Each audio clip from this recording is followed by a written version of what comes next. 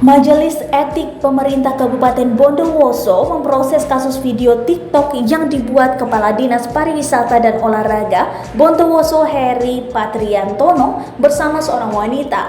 Majelis Etik terdiri dari Bupati, Wakil Bupati, Sekretaris Daerah, Badan Kepegawaian Daerah atau BKD, dan Inspektorat. PLT Kepala Inspektorat Bondowoso Agus Supriyono mengatakan video kepala dinas tersebut masuk kode etik ASN yang diatur dalam PP nomor 54 tahun 2004.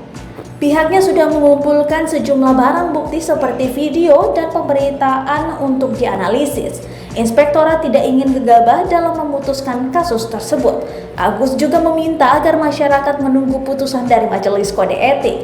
Berbeda dengan pelanggaran kedisiplinan yang masuk ranah inspektorat, pihaknya bisa memberikan sanksi bila ada pelanggaran disiplin ASN. PLT Kepala BKD Bondowoso Wawan menambahkan pihaknya masih menyelidiki kasus tersebut. Sebelumnya diberitakan Kepala Dinas Pariwisata dan Olahraga Pemerintah Kabupaten Bondowoso Heri Patriantono menjadi sorotan warga setelah membuat video TikTok bersama seorang perempuan di kantornya. Belakangan diketahui perempuan tersebut merupakan teman Heri. Dalam video itu, Heri berdiri di atas meja sedang memeragakan meniup seruling tarian ular, sementara sang perempuan berada di bawah ikut menari.